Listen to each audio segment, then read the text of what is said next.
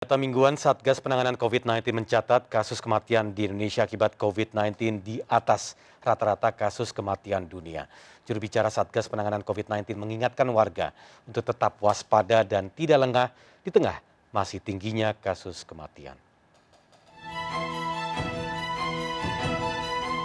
Juru bicara Satgas Penanganan COVID-19 Prof. Wiku Adhisa Smito menyampaikan kasus COVID-19 di tingkat nasional menunjukkan tren perbaikan. Kasus aktif Indonesia bahkan kian menurun.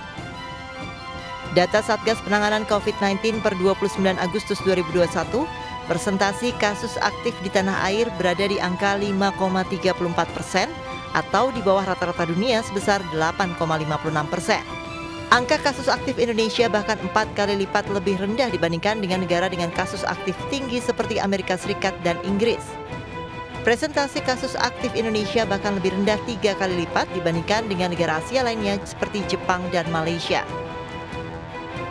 Namun sayangnya di tengah tren perbaikan ada kabar buruk, yaitu tingginya angka kematian di tanah air.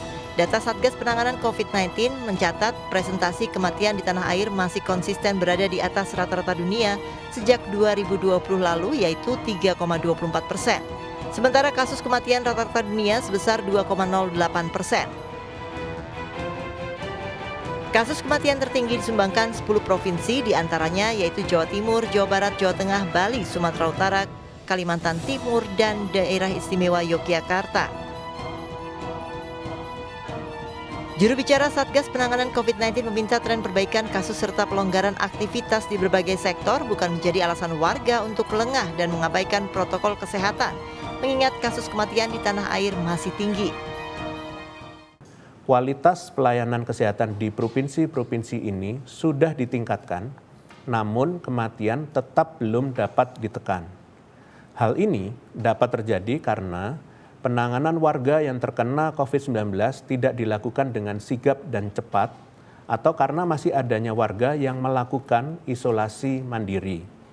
Selain itu, fokus penanganan COVID masih berada di hilir, yaitu pelayanan pasien COVID, dan belum maksimal pada tingkat hulu, yaitu pencegahan dan pengawasan disiplin protokol kesehatan.